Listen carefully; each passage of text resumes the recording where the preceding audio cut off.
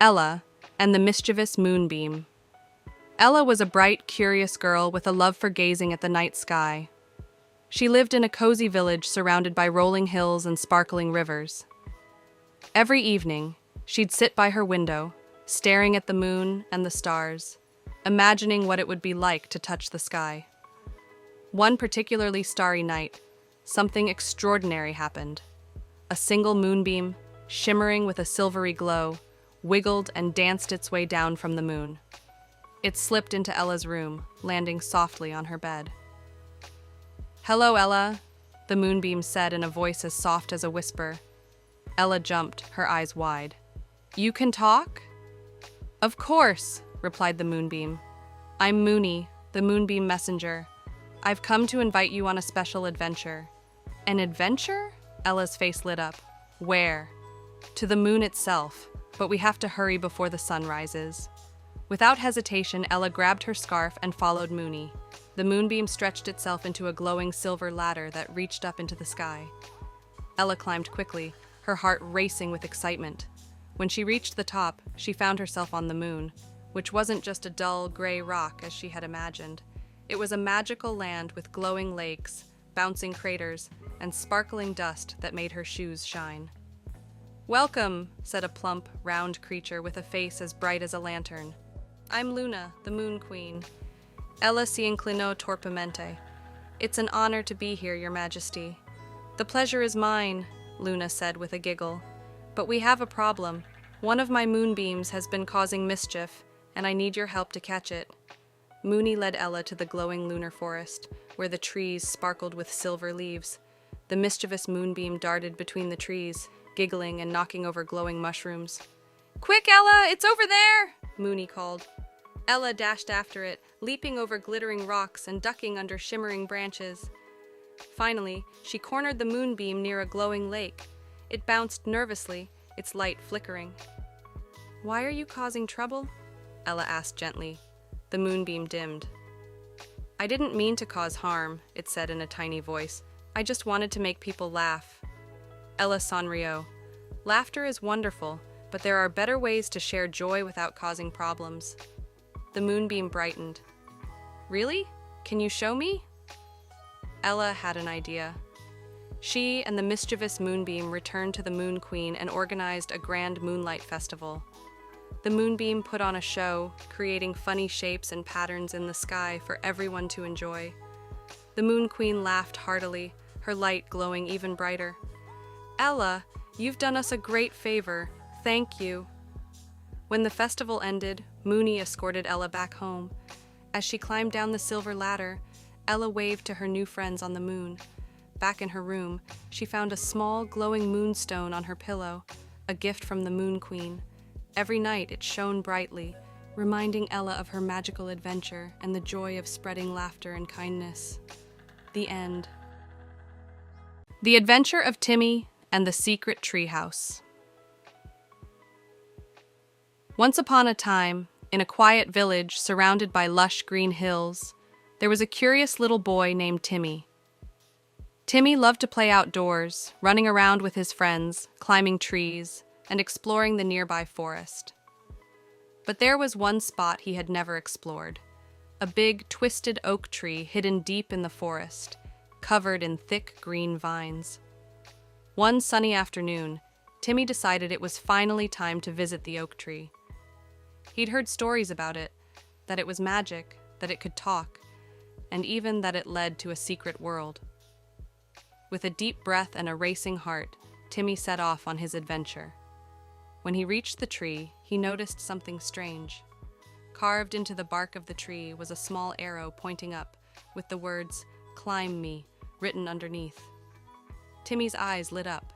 He grabbed onto the branches and began to climb, higher and higher, until he reached a hidden door in the tree. The door had a tiny golden handle and a sign that said, "Welcome, Adventurer." Timmy opened the door and gasped. Inside was the coziest, most magical treehouse he had ever seen. It was filled with colorful cushions, fairy lights, and shelves lined with mysterious books. There were toys, maps, and even a telescope pointing out of a small window. But what caught Timmy's attention most was a sparkling jar of dust sitting on a table. As Timmy picked up the jar, he heard a soft giggle. He spun around and saw a tiny fairy with glimmering wings hovering in the air. She had a cheeky smile and wore a little crown made of flowers. "Hello, Timmy," the fairy said with a wink. "I'm Sparkle. I've been waiting for someone to find the treehouse. Now that you're here, would you like to go on an adventure with me?" Timmy nodded excitedly. "Of course, but where will we go?" Sparkle sprinkled a bit of dust from the jar onto Timmy's shoulders. "This is magic dust. It will let you fly with me. Just think of a place you want to visit, and we'll go there together." Timmy closed his eyes and thought of the one place he'd always dreamed of, a land filled with talking animals, candy trees, and magical creatures. When he opened his eyes, Sparkle held his hand, and they zoomed out of the treehouse window, soaring high into the sky. They flew over mountains, rivers, and villages until they arrived in a land like no other. Brightly colored trees with candy-like leaves stretched up to the sky. Animals in funny hats were laughing and dancing, and a friendly bear was juggling flowers. Timmy laughed, filled with joy, as they landed in a field of fluffy, colorful flowers. A little fox in a top hat walked up to them and tipped his hat. "Welcome, Timmy and Sparkle," he said with a bow. "We don't get many visitors here in the land of laughter. Would you like to join us in the great dance parade?" Timmy nodded eagerly, and soon he and Sparkle were dancing with the animals, hopping and twirling to the cheerful music. Timmy had never had so much fun. Every step he took made the flowers around him glow brighter, and the air filled with the smell of cotton candy. After the parade, Sparkle showed Timmy a hidden path leading to a sparkling lake. When they arrived, they saw a shimmering rainbow bridge that stretched across the water. On the other side, Timmy could see giant gingerbread houses and candy castles. "Would you like to see the Candy Kingdom?" Sparkle asked. Timmy's eyes grew wide. "Yes, please!" They flew across the rainbow bridge and landed in front of a huge candy castle with walls made of chocolate and gumdrop towers. Friendly gummy bears greeted them at the gate, each wearing a little crown and holding a lollipop scepter. The king of the Candy Kingdom, a wise old gummy bear named King Gummy, welcomed them warmly. "Thank you for visiting our kingdom, Timmy," he said in a kind voice. "As a special guest, you may take one treat from the candy castle." Timmy looked around at the endless shelves of treats. After much thought, he picked a small, rainbow-colored lollipop. "Thank you, King Gummy," he said with a big smile. As Timmy and Sparkle waved goodbye to the Candy Kingdom, the sun began to set. Sparkle looked at Timmy with a twinkle in her eye. "It's time to go home, Timmy, but remember, the magic of this land will always be with you." They flew back over the hills, rivers, and mountains, back to the quiet village, and back to the big oak tree. Timmy climbed down from the tree, holding the rainbow lollipop in his hand, feeling both happy and a little sleepy. "Will I see you again, Sparkle?" Timmy asked with a hopeful smile. The little fairy nodded. "Whenever you need an adventure, just come back to the treehouse. I'll be here waiting for you." With a wave and a sprinkle of magic dust, Sparkle disappeared into the tree. Timmy walked home, his heart full of joy, already dreaming about his next adventure. The end. Benny and the Floating Island. On the edge of the cozy town of Willow Bend, there lived a curious boy named Benny.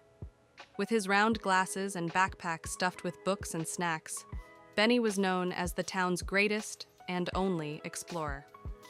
While most kids spent their afternoons playing ball, Benny was always out looking for adventures. One day, while sitting by the river and sketching a funny-looking duck, Benny noticed something strange. High above in the sky, partially hidden by fluffy clouds, was what looked like a floating island. It was massive, with waterfalls cascading down its edges and trees swaying gently in the wind. Benny's heart raced. "A floating island? I have to explore it." Benny dashed home, grabbed his trusty exploration kit, and returned to the riverbank. He pulled out a slingshot, some rope, and his most important possession, a notebook where he documented all his discoveries. But how could he reach the island? As if on cue, a friendly hot air balloon owner named Captain Puff waddled into view. Captain Puff! Benny exclaimed. I need your balloon! The jolly captain chuckled. A floating island, eh? Sounds risky, but if anyone can handle it, it's you, Benny. Minutes later, Benny was soaring into the sky in the bright red balloon. The closer he got to the island, the more he noticed its magic. The waterfalls sparkled like liquid silver, and strange birds with rainbow feathers zipped through the air. When he finally landed on the island, Benny was in awe. It was a magical paradise. The grass was so soft, it felt like stepping on clouds, and the air smelled of fresh lemons and honey. Benny wandered around, documenting everything in his notebook. He discovered flowers that hummed tunes, trees with glowing fruits, and a pond where fish swam in perfect circles, creating mesmerizing patterns. But then he heard a sound, a soft whimper.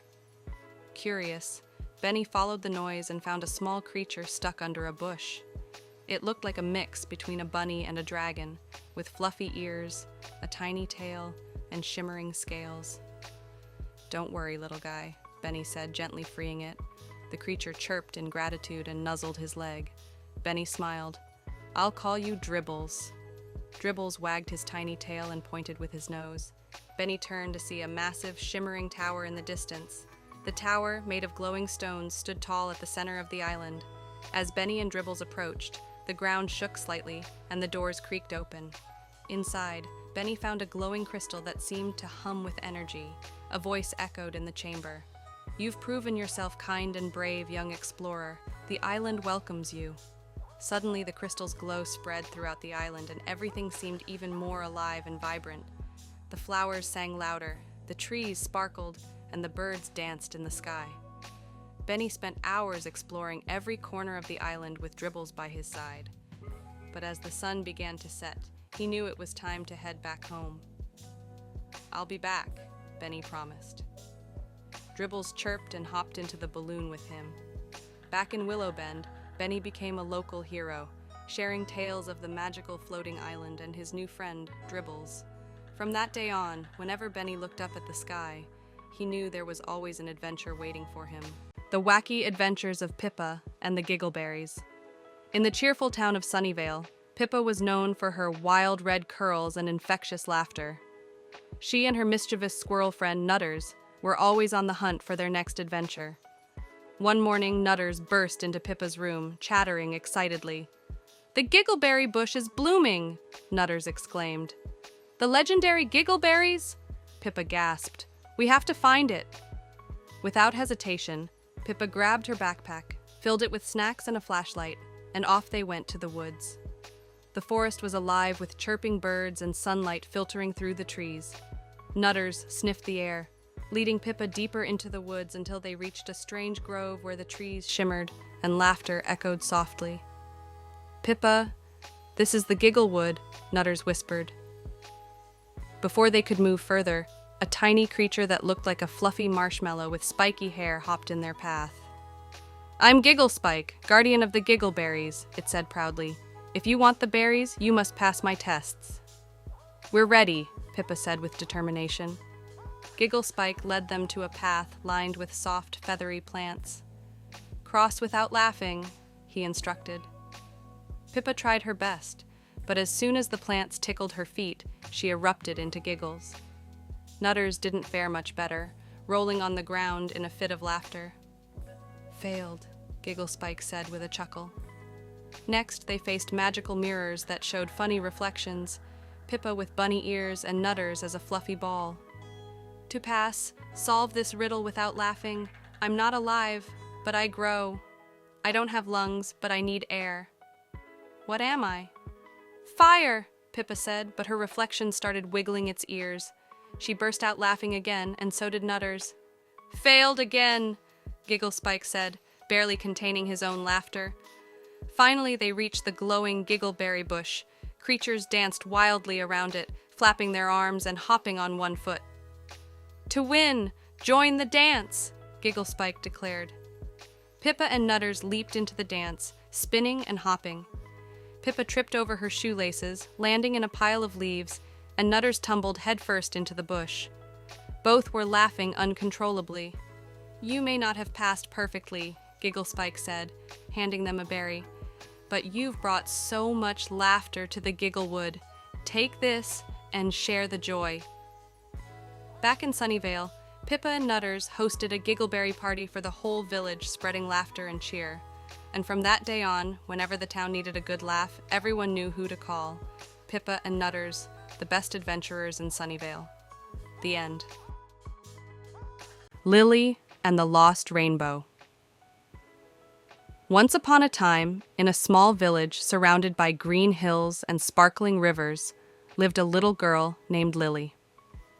Lily was known for her kindness and her love for colors. She always wore clothes in bright colors, and her favorite thing in the world was rainbows. One morning, after a big rainstorm, Lily went outside to look for a rainbow. But when she reached her favorite spot on top of a hill, she was surprised to see no rainbow in the sky. Usually, the sky would be filled with bright colors after a rainstorm, but today, it was just gray. "Oh no," Lily whispered. "Where did the rainbow go?" Just then, a soft voice came from the grass near her feet. Lily looked down and saw a small, glowing fairy with wings that shimmered like bubbles in the sun. "Hello, Lily," the fairy said with a gentle smile. "My name is Spark. I'm the keeper of the colors, and I need your help. The rainbow is missing, and without it, the world will lose its colors." Lily's eyes widened. "What happened to the rainbow?" Spark sighed. "The colors of the rainbow got mixed up and scattered all over the forest. Each color is hiding, and I can't gather them alone, but with your help, I believe we can find them." Lily nodded, determined to help. "Let's go, Spark. Where should we look first?" Spark pointed towards the forest. "The first color we need is red. It's hiding near the tallest tree in the forest." Lily and Spark walked into the forest, searching high and low. Finally, they spotted a tiny red bird perched on the tallest tree. It was glowing with the color red. Lily gently approached the bird. "Hello, little bird. Could we borrow your red color to bring back the rainbow?" The bird chirped happily and shook its feathers, releasing a bright red spark. Spark captured it in a small crystal vial. "Thank you," Lily said, smiling as the bird flew off. Next, Spark led Lily to a bubbling stream where the color orange was hiding. They found an orange fish swimming in the water, and with a splash of its tail, it shared the orange color. Lily and Spark continued their journey, gathering each color along the way. They found yellow in a patch of golden sunflowers, green in the soft moss on a riverbank, blue in a sparkling blue butterfly, and finally, violet in a field of beautiful wildflowers. Each creature and plant was happy to share its color, knowing it would help restore the rainbow. Once they had all the colors, Spark smiled at Lily. "You did it, Lily. Now let's bring the colors back to the sky." Spark sprinkled the colors in a circle around them.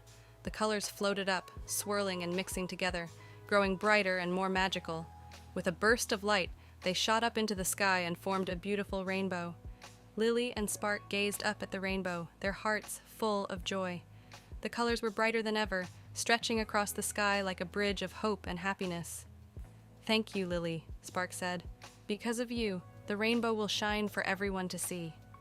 As Spark waved goodbye and disappeared in a shimmer of light, Lily promised to always remember this magical adventure. From that day on, every time Lily saw a rainbow, she smiled, knowing she had helped bring its colors back to the world. The end. Max and the Magic Paintbrush. In a small town nestled between rolling hills, there lived a boy named Max who loved to draw. Max wasn't very good at sports or puzzles, but he had a wild imagination and could turn any blank page into a world of colors. He dreamed of becoming a great artist one day. Max's family didn't have much money, so he made do with the crayons and scraps of paper he found. He often wished for better supplies, but no matter what, he kept drawing. One day, while exploring the attic of his house, Max discovered an old, dusty box. Inside, he found a paintbrush with golden bristles that shimmered in the light. "What a beautiful brush," Max whispered to himself. That evening, Max decided to try the brush. He dipped it into watercolors and painted a bright red apple on a piece of paper. To his amazement, the apple shimmered for a moment and then popped out of the page, real, juicy, and ready to eat. Max stared in disbelief. "A magic paintbrush," he gasped. Excited, Max began painting other things: a bouquet of flowers for his mother, a warm blanket for his baby sister, and even a shiny bicycle he had always wanted. Each time, the painted objects came to life, just as he imagined them. Word of Max's magic paintbrush spread quickly through the town. People came to him asking for help. A farmer needed more seeds for his fields. A baker wanted a bag of flour to bake bread for the town. Max happily painted everything they needed. One day, a rich and greedy man named Mr. Grizzle heard about Max's paintbrush. He stormed into Max's little house and demanded, "Give me that brush. I'll pay you anything." Max shook his head. "The brush is not for sale. It's meant to help people, not for greed." Mr. Grizzle was furious. He snatched the brush from Max's hand and stormed away. That night, he began painting gold coins and jewels, hoping to become the richest man in the world. But when the treasures came to life, they turned into swarms of bees and chased him out of his mansion. The paintbrush found its way back to Max. From then on, Max used it wisely, creating things that brought joy and helped his neighbors. He learned that true happiness didn't come from having more, but from sharing and using his talents to make the world a better place. As Max grew older, he became a famous artist, known not for his magical paintbrush, but for the kindness and creativity in his heart. The end. The Adventures of Milo, the Brave Little Squirrel. Once upon a time, deep in the heart of a lush, green forest, there lived a little squirrel named Milo. Milo was small but quick, with a bushy tail that was almost as big as he was. Milo loved to play with his friends, gather nuts, and climb the tallest trees. But, unlike his friends, Milo was a little afraid of the dark. Every night, he would hurry back to his cozy little nest in the tree trunk, where he felt safe. One bright, sunny morning, as Milo was busy gathering acorns, his friend Rosie, a cheerful red fox, came bouncing up to him. "Hi, Milo," Rosie said with a grin. "Did you hear? There's a special treasure hidden somewhere deep in the forest." Milo's eyes widened. "A treasure? What kind of treasure?" "No one knows for sure," Rosie said, her tail wagging with excitement. "But they say it's something magical. Maybe it's a golden acorn or a glowing gem." Milo felt a little spark of excitement mixed with worry. The treasure sounded wonderful, but the deep forest was a bit scary, especially since he would have to go farther than he'd ever been before. That evening, as the sun dipped behind the trees, Milo thought about the treasure. What if it's something amazing? He wondered aloud. But what if it's too dark and scary? Just then, he remembered something his grandmother once told him. "Bravery isn't about not being scared," she had said. "It's about doing something even if you are a little afraid." Milo's heart swelled with determination. He wanted to be brave, just like his grandmother. The next morning, Milo set off with his little backpack filled with snacks and a tiny lantern. He felt a little braver with each step, but his paws trembled a bit as he reached the edge of the deep forest. As he walked through the woods, he heard all kinds of sounds: the hoot of an owl, the rustle of leaves, and the chirping of crickets. Soon Milo came upon his friend Benny the owl, perched on a low branch. "Benny," Milo called up, "have you heard about the treasure?" "Oh, yes," Benny hooted, flapping his wings. "It's said to be hidden in the old hollow tree at the heart of the forest. But be careful, not many have been there. It's dark and spooky." Milo gulped but nodded bravely. "Thanks, Benny. I'll be careful." As he walked deeper into the forest, Milo noticed that it was getting darker. The trees were taller and their branches were twisted, casting long, spooky shadows. Milo held his tiny lantern up, and the soft glow made him feel a bit better. Suddenly, he heard a strange noise, a soft whoosh, like the sound of wind. Milo's heart started to beat faster. He stopped and looked around, but saw nothing but shadows.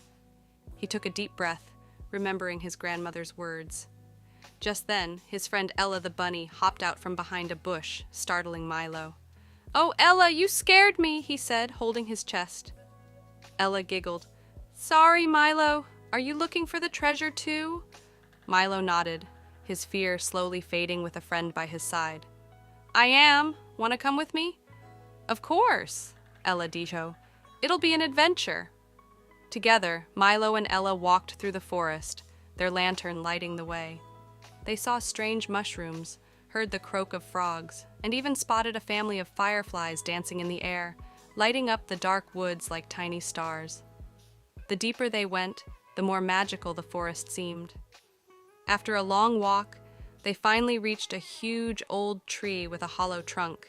It was taller than any tree they had ever seen, and its branches stretched out like the arms of a giant. This must be the place, Milo whispered, a mix of fear and excitement in his voice. Ella nodded, her eyes wide with wonder. Let's look inside. Milo took a deep breath and stepped into the hollow tree. Inside, it was dark and cool, but his lantern lit up the space. And there, at the center of the hollow tree, was a small, sparkling chest. Milo's eyes shone with excitement as he opened it, his little paws trembling. Inside, they found a beautiful, glowing acorn, its surface shimmering like a rainbow. Next to it was a note that read, "To the brave ones who dared to find this treasure, may it always remind you of your courage." Milo held the acorn, feeling its warm glow fill him with happiness. He realized that he had done something he never thought he could do. He had faced his fear and discovered something truly magical. As they made their way back home, Milo felt proud and happy. He wasn't afraid of the dark anymore because he knew that as long as he was brave, he could face anything. When Milo returned to his cozy nest that night, he placed the glowing acorn on his shelf. It reminded him that even though he was small, he was also brave. And from that day on, Milo was known as Milo the Brave throughout the forest. The end.